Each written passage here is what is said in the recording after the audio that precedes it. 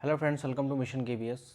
Last video में we have started about human body and this is the topic of biology science KVS PRT. So KVS PRT का जो science का एक topic है human body, उसको start करेंगे हम। लिविंग वर्ल्ड हमने फिनिश कर दिया है, डिस्क्रिप्शन में वीडियो मिल जाएगी। लिविंग वर्ल्ड का वीडियोस को प्रॉपर जाके देख लीजिएगा, बहुत ही इंपॉर्टेंट वीडियो है। बहुत सारे फैक्ट्स हैं, बहुत सारे क्वेश्चंस हैं और क्वेश्चन बनने की संभावना वहाँ से हो सकती है। उसके बाद हम ह्यूमन बॉडी को पढ़ रहे हैं। ह्यूमन बॉडी में हम दो चीज़ क्लियर कर चुके हैं, एक आपका सेंस ऑर्गन और एक का आपका न्यूरॉन सिस्टम और nervous system, you can say. Now today we will learn about heart system and digestive system. These two system are very important for a human body. एक ह्यूमन बॉडी के लिए दोनों system बहुत ज़्यादा importance रखते हैं। इनके कैरेक्टरिस्टिक्स, इनकी सारी फंक्शंस, सब कुछ आज समझेंगे बहुत डिटेल में। और ये इस डिटेलिंग से ना सिर्फ केवीएस पीआरटी में बल्कि आपका डी ट्रिपल एस बी में, यूपी टेट में, सुपर टेट में, बहुत सी जगहों पर आपको क्वेश्चन देखने को मिल सकते हैं। इवन अगर किसी के पास साइंस है और सी टेट लेवल 2 अपेयर कर रहा है तो उसको लिए भी, तो हर जगह ये जो टॉपिक है वो बहुत ज़्यादा इंपॉर्टेंस रखता है। So without any time wasting let's start. Okay, तो पहला जो टॉपिक हमारा हृदय है, दिल। ये वाली इमेज इसलिए लगाई है क्योंकि वैसे वाली इमेज होती नहीं है इमोजीज पे, सो आई, और शायद आपको इस वाली इमेज से ज़्यादा जल्दी समझ में आए। सो हमारा जो एक्चुअल में हार्ट होता है वो ऐसा ना होकर ऐसा होता है। उसका अगर साइंटिफिक रूप से इसका स्ट्रक्चर देखें तो it is like that. Okay, ये ऐसा दिखाई देता है। अब इसको अगर अंदर से खोल के पढ़ा जाए तो काफ़ी कुछ समझने के लिए है इसमें। काफ़ी कुछ मीन्स काफ़ी कुछ, there are number of things which we have to understand, we should understand, उसको हमें समझना ही चाहिए। अब हार्ट में क्या क्या चीज़ें होती है, अगर हम अपना हार्ट देखें तो ये मुट्ठी के समान होता है। अगर आप अपना मुट्ठी बंद करोगे तो उसके समान, उसके आकार का, उसकी शेप का आपका, मतलब उतने ही साइज़ का आपका एक हार्ट होता है। ठीक है, ये पूरी तरीके से लेफ्ट में ना होकर थोड़ा सा सेंटर की तरफ होता है। हम कहते हैं कि हमारा दिल मतलब लेफ्ट में है, लेफ्ट में है, लेफ्ट साइड में है, बट ऐसा नहीं होता। प्रॉपर लेफ्ट में नहीं होगा, ये थोड़ा सा सेंट्रल लेफ्ट की तरफ होता है। ओके, सो इसको थोड़ा देखते हैं कि इसके अंदर क्या क्या चीज़ें मौजूद हैं। So the heart acts as a pumping machine for blood circulation. रक्त परिसंचरण के लिए या रक्त के परिसंचरण के लिए पंपिंग मशीन का काम करता है। But basically it is pump, और it is a pump of human body. ये पंपिंग करता है ब्लड की, और ये पंपिंग बहुत ज़रूरी है। अगर ये पंपिंग ना होगा, एक्चुअली में इस पंपिंग से होता क्या है, हमारे शरीर में अशुद्ध रक्त, अनप्योरीफाइड ब्लड होता है। अनप्योरीफाइड ब्लड मीन्स, ये अनप्योरीफाइड ब्लड का मतलब होता है ब्लड में ऑक्सीजन ना होना। ना कि ये कि ब्लड गंदा हो गया, काला हो गया, नीला, no. Unpurified blood means, in science language, unpurified blood means the blood which not having any oxygen, और जिसमें ऑक्सीजन के सब्सटेंस होते ही नहीं है। तो वो हार्ट से होकर गुजरता है, और हमारे ब्लड को प्योरीफाई करने का काम कौन करता है? वो काम करता है फेफड़ा यानी लंग्स। वहाँ पे उसको O2 मिल जाता है। ब्लड का शुद्ध होना या ब्लड का प्योरीफाई होना मतलब उसमें O2 ऐड हो जाना, या O2 की मात्रा उसमें जुड़ जाना, या O2 उसमें शामिल हो जाना। और खून को छानना, ठीक है, ये डिफरेंट टॉपिक है। खून को छानना, ये काम करता है किडनी। किडनी खून को छानता है, बट ब्लड को प्योरीफाई करने का काम हमारा फेफड़े यानी लंग्स करते हैं। सो ये बहुत, दोनों टर्म में बहुत माइनर सा डिफरेंस है, इसको आप बहुत ध्यान से समझना। Okay, the heart is surrounded by a covering called pericardium that protects the heart from the external shocks.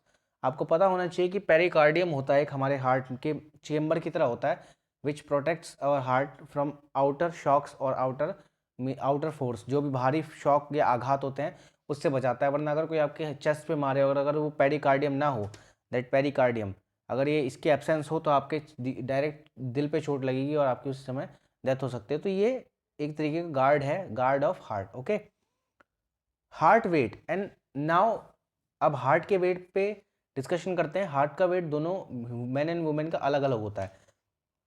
अगर एक वुमेन की बात करें और एक मैन की बात करें, तो वुमेन का हार्ट का जो वेट होता है 280 ग्राम होता है एवरेज, और एक मैन के हार्ट का वेट 300 ग्राम होता है। यहाँ पे भी इससे एक चीज़ साफ जाहिर होती है कि आदमियों का दिल जो होता है बहुत बड़ा होता है।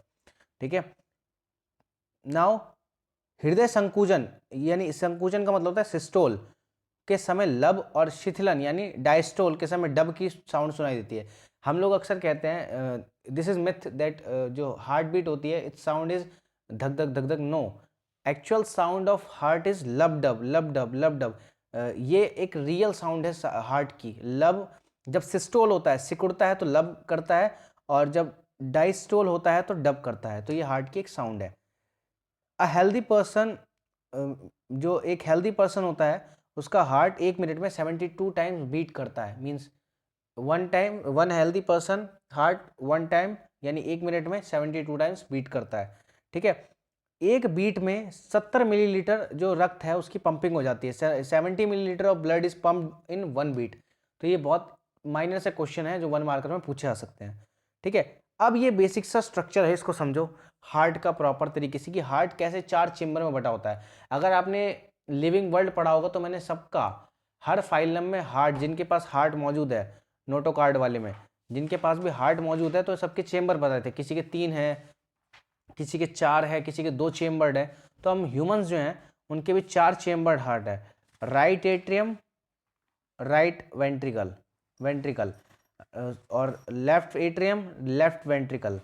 ठीक है, दाया बाया इसको समझ लेना। ये राइट है। राइट क्यों हम ब्लू में दिखा रहे हैं, why we are showing this in blue, because इसमें अनप्योरीफाइड ब्लड होता है। अनप्योरीफाइड मीन्स इसके अंदर ऑक्सीजन नहीं होती ब्लड के अंदर।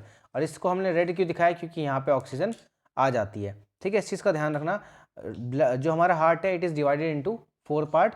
Right atrium RA, right ventricle RV, left atrium LA और लेफ्ट वेंट्रिकल LV। इसको आप ध्यान से समझना, इसके पूरे स्ट्रक्चर को, I will tell you the whole structure of heart है, इसको ध्यान रखना। और इसको हम हिंदी में अलिंद कह देते हैं, इसको हम निलय कह देते हैं। तो अलिंद और निलय या एट्रियम और वेंट्रिकल, मैं एट्रियम और वेंट्रिकल बोलना पसंद करूंगा क्योंकि इट इज़ वेरी इजी। अलिंद निलय में थोड़ा कंफ्यूजन हो जाता है। ओके, सो दोनों चीज चलेगी। Now I will explain whole working of our heart. कैसे हमारी हार्ट जो है, हमारा दिल जो है पूरा काम करता है, उसके अंदर क्या क्या चीज़ें मौजूद होती हैं, कैसे चीज़ें शुरू होती हैं, कैसे अनप्योरीफाइड ब्लड जो होता है, means the blood which not having any oxygen substance, जिसमें कोई ऑक्सीजन का सब्सटेंस ही नहीं होता, वो कैसे ऑक्सीजन के सब्सटेंस को लेकर पूरे हार्ट में घूम जाता है। अगर मैं आपको सिंपल से बताऊं देशी भाषा में, तो खून यहाँ से घुसता है, इस यहाँ से पंप होकर फेफड़ों में जाता है, फिर वापस रिटर्न होके जब उसमें ब्लड मिल जाता है फेफड़ों से तो वापस अंदर आता है, पंप होता है और यहाँ से पूरे शरीर में, एरोटा से पूरे शरीर में पहुँच जाता है। अब ज़रा देखो प्रोसेस, देखो कि कैसे जो ब्लड सर्कुलेशन होता है, how heart helps in blood circulation. Let's see. So देखो, सबसे पहले स्टार्टिंग देखो, beginning starting, it starts from vena cava. Vena cava is a कोष्ठक, यहाँ से महाशिरा से घुसता है, शरीर के अंदर से महाशिरा की तरफ से घुसता है। Unpurified blood means the blood which is not having any oxygen substance. ठीक है, अब उसके बाद ये जो एक डोर है, इस डोर को हम कहते हैं ट्राइकस्पिड वॉल्व। ट्राइकस्पिड वॉल्व यानी त्रावलिनी कपाट। हिंदी में याद करना मुश्किल होगा, इंग्लिश में याद करो ट्राइकस्पिड वॉल्व। ट्राइकस्पिड वॉल्व से जैसे ही ब्लड गिरता है, ट्राइकस्पिड वॉल्व जो होती है ये बंद हो जाती है। उसके बाद यहाँ से मिलता है पंप, यहाँ से पंप मिलता है, ये आ गया एक और डोर। अब यहाँ ये जो रास्ता है ये जा रहा है फेफड़ों की तरफ, this road is going to lungs. अभी लंग्स की तरफ जा रहा है, फेफड़ों की तरफ। अब इसको फेफड़ों को देखो, इधर देखो, इस वाले गेट को कहेंगे, बहुत ध्यान से समझना इसको, I am telling you whole working. अभी जो गेट है इसको हम कहते हैं, इस वाले गेट को पल्मोनरी वॉल्व, पल्मोनरी वॉल्व। अब ये पल्मोनरी वॉल्व से ये जो ये एरिया जा रहा है, ये रोड जा रहा है, इसको हम कहते हैं पल्मोनरी आर्टरीज, पल्मोनरी आर्टरीज। अब यहाँ से ब्लड सीधा होते हुए किधर चल जाता है, फेफड़ों में, टू लंग्स। लंग्स में जब जाता है तो वहाँ पे उसको मिल जाता है ऑक्सीजन। वहाँ पे जब ऑक्सीजन उसको मिल जाता है तो वो ऑक्सीजन लेके वापस पल्मोनरी वेन्स से अंदर आता है। ठीक है, एंड यहाँ पे आपका एट्रियम होता है, वो उसमें से घुसता है। उसके बाद एक कोष्ठक और आता है, इसको हम कहते हैं bicuspid valve. This valve is called bicuspid valve. यहाँ से प्योरीफाइड ब्लड घुसता है, फिर यहाँ से पंप होना शुरू होता है, फिर इस तरफ जाता है, एक और वॉल्व आता है जिसको हम कहते हैं एरोटिक वॉल्व। एरोटिक वॉल्व से होते हुए ये एरोटा से होते हुए पूरे ब्लड बॉडी में फैल जाता है। That's how this is the simple working of our human heart. इसी तरीके से वर्किंग करता है हमारा ह्यूमन हार्ट। अब इसको एक बार let's recall. First step vena cava, vena cava से एंट्री हुई ट्रैकस्पिड वॉल्व, ट्रैकस्पिड वॉल्व से ब्लड सीधा गया पल्मोनरी वॉल्व, पल्मोनरी वॉल्व से ये जो रास्ता जा रहा है इसको कहेंगे पल्मोनरी आर्टरीज, यहाँ से होते हुए to lungs. After purified blood comes in pulmonary veins, pulmonary veins से सीधा गिरता है bicuspid valve, after bicuspid valve aortic valve and then aorta and then whole body. That is the simple structure of and simple working of our human heart. So I hope आपको इसमें कोई परेशानी या दिक्कत नहीं आई होगी, क्योंकि इसके बाद एक लंबा टॉपिक चलने वाला है जिसको हम कहेंगे digestive system. Very complicated topic but very important topic, very lovable topic of all competitive examiners.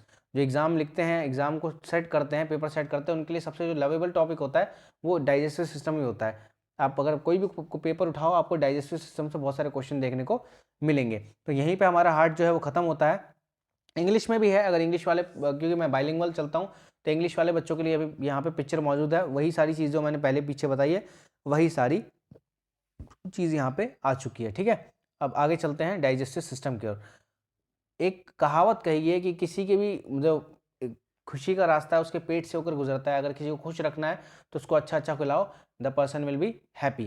सो ये बात बिल्कुल सही है. लेकिन अब हमें आज इस जो ह्यूमन डाइजेस्टिव सिस्टम है इसको पढ़ते पढ़ते बहुत सारी चीज़ें क्लियर हो जाएंगी कि हमें कैसे अपने जो स्टमक है उसका ख्याल रखना चाहिए, कैसे अपने रूटीन का ख्याल रखना चाहिए, कैसे क्या खाना चाहिए क्या नहीं खाना चाहिए. सारी चीज़ें, all kind of things will be clear here, कि कैसे क्या खाने से किस तरीके का नुकसान होता है और कैसे डाइजेस्टिव सिस्टम उसको उससे डील करता है. सारी चीज़ें यहाँ पे डिस्कस होने वाली है. Those person who are eating healthy food they are quite enough to deal with their digestive system. उनका डाइजेस्टिव सिस्टम उससे उनसे हैप्पी रहता है. But those people who are eating daily oily food like samosas and all, their digestive system will suffer. और still many people have suffering from many disease in their digestive system.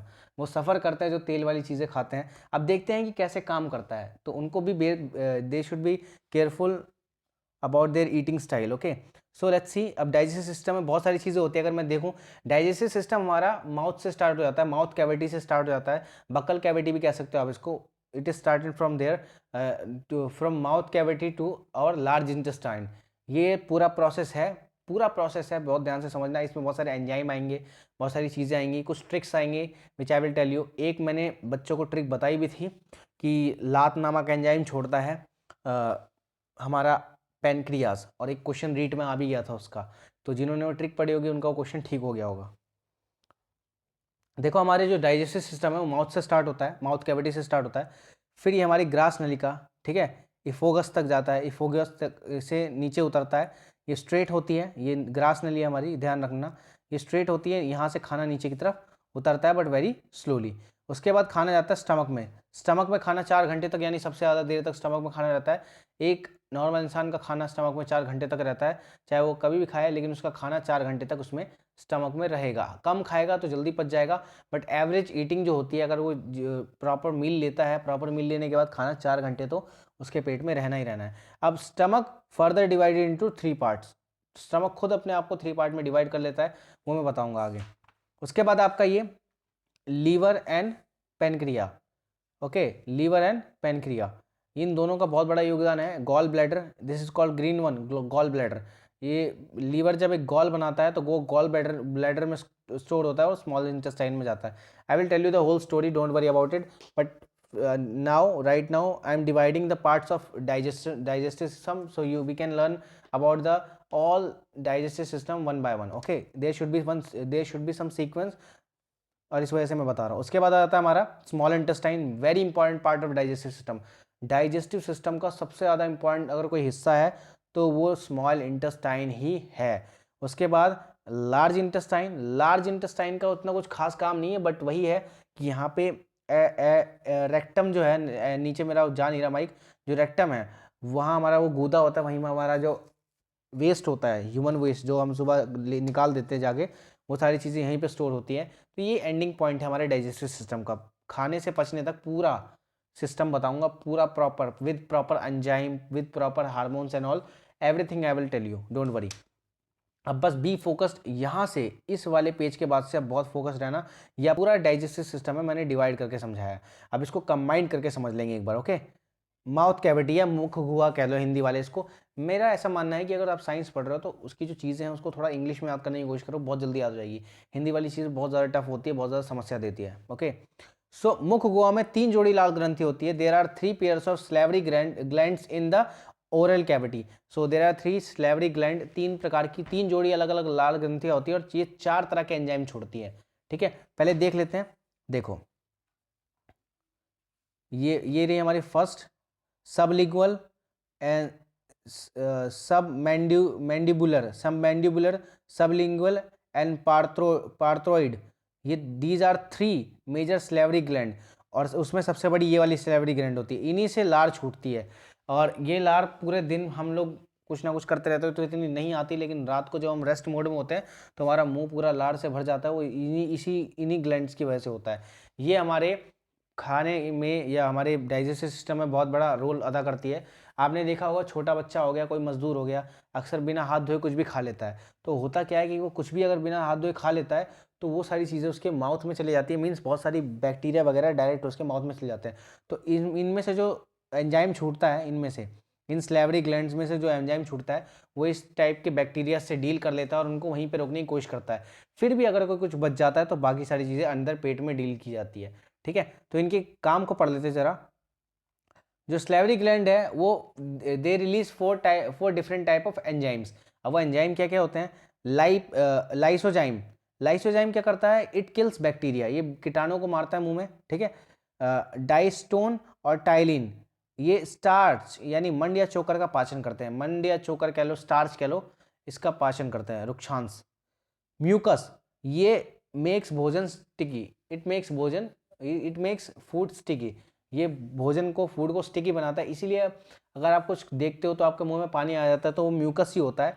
वही ये mucus ही लार लाने का काम करता है, और उससे फिर आप खाते हो तो चिपचिपा चिपचिपा लगते लगते आप उसको आराम से निगल सकते हो।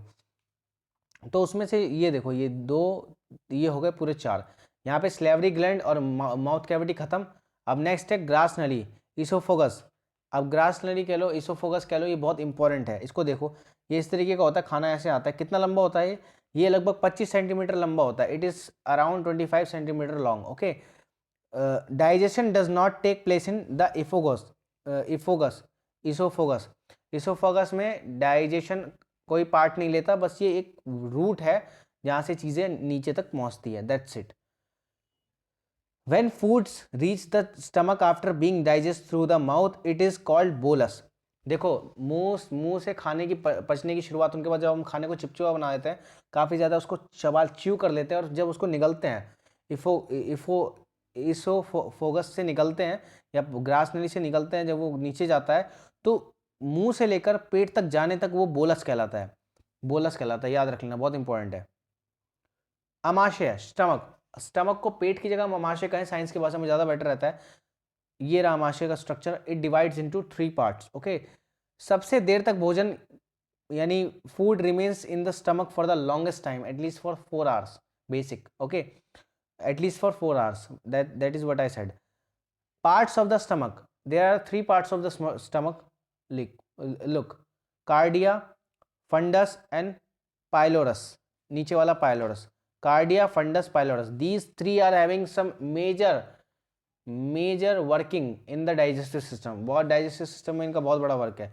ये पेट अगर ठीक रहता है तो इंसान बहुत खुश रहता है, और अगर ये थोड़ा सा भी खराब हो जाता है, इंसान के चेहरे पे वो दुख है वो साफ नजर आने लग जाता है। मैं इस पूरे इमेज को 1 बाय 1 पढ़ाऊंगा। पहले हम कार्डिया से शुरुआत करेंगे, फिर फंडस एंड फिर पायलोरस। इनके working, how it work and how it is beneficial for our human body. So cardia, सबसे पहले कार्डिया को देखो। When food reach this part of the stomach, HCl is released here.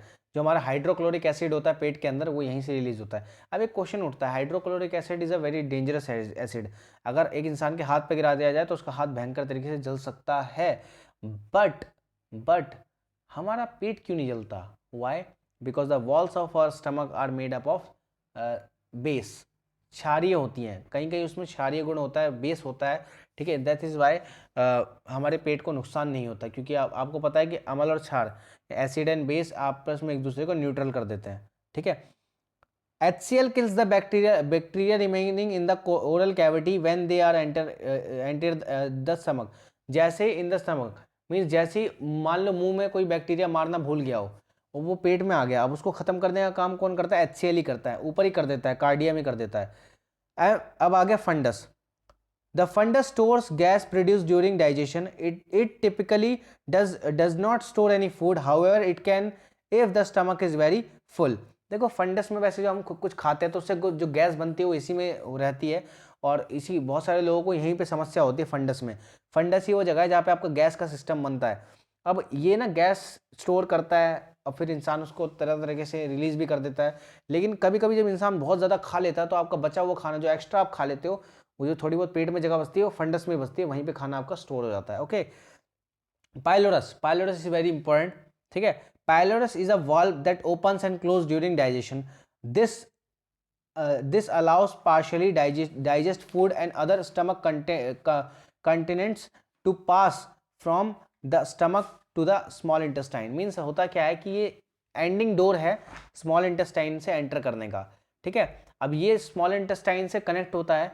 अब ये it allows, basically security guard होता है, यही allow करता है फूड को वहां तक जाने के लिए। तो स्मॉल इंटेस्टाइन के बहुत पास होता है। Okay, gastric gland. अब गैस्ट्रिक ग्लैंड यानी जठर रस, जठर ग्रंथियां, ये होती क्या है? ठीक है, रेनिन एंजाइम, जठर ग्रंथि कुछ होती हैं पेट में यहाँ पे, वो क्या रेनिन एंजाइम छोड़ती है। ठीक है, ये दूध को दही में बदल देता है। कभी आपको अगर उल्टी हो, अगर आपने दूध पिया आपको उल्टी हो जाएगी, तो आपका वो दूध वापस नहीं निकलेगा वाइट वाइट, वो दूध थोड़ा जम सा जाएगा दही की तरह। तो ये दूध को दही में बदल देता है कौन? Rennin enzyme. ओके, फिर इसके बाद आता है पेप्सिन एंजाइम। पेप्सिन एंजाइम क्या करता है? ये प्रोटीन को पेप्टोन में बदल देता है। ये this is very important question, इसको मार्क कर लेना। Which enzyme converts protein into peptones. Protein को पेप्टोन में कौन बदलता है? तो पेप्सिन एंजाइम बदलता है। ठीक है, अब छोटी आंत में पाचन। बिफोर छोटी आंत में पाचन हो उससे पहले एक चीज मैं आपको बता दूं, अभी तक जो भी खाना था उसमें हाइड्रोक्लोरिक एसिड मिल गया था, फंडस में हाइड्रोक्लोरिक एसिड मिल गया था, और छोटी आंत में एसिडिक फूड कभी भी पचेगा नहीं, तो उसमें बेस मिलना जरूरी है। तो उसके अंदर बेस कौन मिलाएगा? एक तो ये लीवर, और इस लीवर क्या बनाता है? गॉल बनाता है, और उसको गॉल को कहाँ रखता है? पित्त बनाता है। लीवर क्या बनाता है? पित्त। पित्त को कहाँ रखता है? गॉल ब्लैडर में रखता है, गॉल ब्लैडर यानी पित्ताशय में रखता है। और ये अग्नाशय, यही दोनों ऐसे नमूने हैं जो खाने को एसिडिक से बेस के रूप में बदल देते हैं। ओके, अब जरा अग्नाशय पैनक्रियास पढ़ लेते हैं। देखो हम सबसे पहले क्या पढ़ेंगे? पैनक्रियास, फिर पढ़ेंगे working of liver. These two are very important in digestion, बहुत ज्यादा इंपॉर्टेंट। अगर ये ना हो तो डाइजेशन कंप्लीट हो ही नहीं सकता। ठीक है, it release enzyme in the first part of the small intestine. छोटी आंत के पहले भाग में अग्नाशय पैनक्रियाज कुछ एंजाइम रिलीज करता है। ये लात नामक एंजाइम रिलीज करता है, यानी LAT, लाइपेज, एमाइलेज और ट्राइप्सिन। ट्राइप्सिन ये याद रख लेना, ये पेपर में क्वेश्चन आया हुआ था। रेनिन रेनिन भी ऑप्शन आया था और उसमें से एक, तो जिसने वो टिक किया होगा उसका आंसर ठीक गया होगा ये वाला। ठीक है, अब लाइपेज क्या करता है? डाइजेशन ऑफ फैट, वसा का पाचन करता है। स्टार्च का डाइजेशन एमाइलेज करता है। ठीक है, जो मुंह में बच गया था स्टार्च, जो डाइजेस्ट नहीं हो पाया था, वो यहाँ पे आके हो गया इसकी वजह से। और ट्राइप्सिन क्या करता है? ट्राइप्सिन क्या करता है? पेप्टीन, जो पेप्टोन है पेप्टोन जो पेप्सिन ने प्रोटीन को पेप्टोन में बदला था, उसको ये पेप्टॉइड में बदल देता है। It converts peptone into peptoid. ठीक है, अब ये पेप्टॉइड अभी और बदलेगा, प्रोटीन के कई रूप बदलते हैं, प्रोटीन को भी पचने में टाइम लगता है। ठीक है, काफी सारी जगह से। अब जरा लीवर को पढ़ लेते हैं, लीवर एंड गॉल ब्लैडर। ठीक है, लीवर जो होता है वो किसका निर्माण करता है, किसका कंस्ट्रक्शन करता है? गॉल का। ठीक है, और ये जो गॉल होता है ये गॉल ब्लैडर में स्टोर होता है। Okay, the gall bladder makes the food alkaline by releasing, alkaline या बेस क्षारीय। Okay, alkaline by releasing the gall into the small intestine which starts digestion in the small intestine। ये चीज ध्यान रखना, ये पित्त जो होता है, ये छोटी जो पित्ताशय होता है यानी आपका लीवर होता है, ये या पित्ताशय यानी गॉल ब्लैडर होता है, वो क्या करता है? छोटी आंत में गॉल छोड़ देता है, और जिससे हमारा जो एसिडिक फूड होता है वो बेस में बदल जाता है। ठीक है, and the liver is called the biochemical laboratory of human body की बायोकेमिकल लैबोरेटरी कहलाता है लीवर। ओके, छोटी आंत। नाउ स्मॉल इंटेस्टाइन बहुत important topic. Small intestine is divided into 3 parts. देखो ये स्मॉल इंटेस्टाइन है, duodenum, jejunum and ileum. Duodenum, jejunum and ileum, इसमें दो ही इंपॉर्टेंट है, एक ड्यूडेनम एंड इलियम। जेजुनम में क्या होता है, खाना चपटा होता है ताकि आगे और अच्छे से पुश हो सके, और कुछ नहीं इसमें। अब इसको ढंग से समझ, पहले ड्यूडेनम। अब ड्यूडेनम में क्या होता है, देखो अभी तक हमने पैनक्रियाज के बारे में नहीं समझा। ड्यूडेनम में क्या होता है, दो एंजाइम होते हैं, दो हार्मोन होता है, एक सेक्रेटिन एंजाइम होता है और एक कोलेसिस्टोकाइनिन यानी सीसीके। ये दोनों क्या करते हैं, हार्मोन, ये पैनक्रियाज को ऑर्डर देते हैं, कमांड देते हैं कि जितने भी आपके अंदर पैनक्रियाटिक जूस होते हैं उसको रिलीज करो स्मॉल इंटेस्टाइन के फर्स्ट पार्ट यानी ड्यूडेनम में। तो ये दोनों कमांड देते हैं किसको, ये रहा आपका वो पैनक्रिया यानी अग्नाशय, उसको कि डाइजेस्टिव एंजाइम वगैरह रिलीज करो सीधा ड्यूडेनम में। तो यहाँ से ये इसको कमांड देते हैं और ये यहाँ पहले भाग में ड्यूडेनम में डाइजेस्टिव एंजाइम वगैरह रिलीज कर देता है, और यहाँ से ये फर्स्ट भाग है डाइजेस्टिव सिस्टम का, ओके, मीन्स स्मॉल इंटेस्टाइन का। अब इसके बाद आता है इलियम। इसमें इरेप्सिन एंजाइम होता है जो पेप्टॉइड को पचाकर अमीनो एसिड में बदलता है। Peptoid is the last form of protein, और इसको प्रोटीन को पूरी तरीके से पचाकर अमीनो एसिड में कहाँ बदला जाता है, इलियम में बदला जाता है, ठीक है। जेजुनम का मैंने बता दिया था आपको, वहां पे खाना बस चपटा होता है, फ्लैट होता है, आगे बढ़ने के लिए आसानी होती है, ठीक है। Large intestine, small intestine is finish working of large intestine. Water is absorbed in the large intestine, large intestine में वाटर यानी पानी का अवशोषण होता है।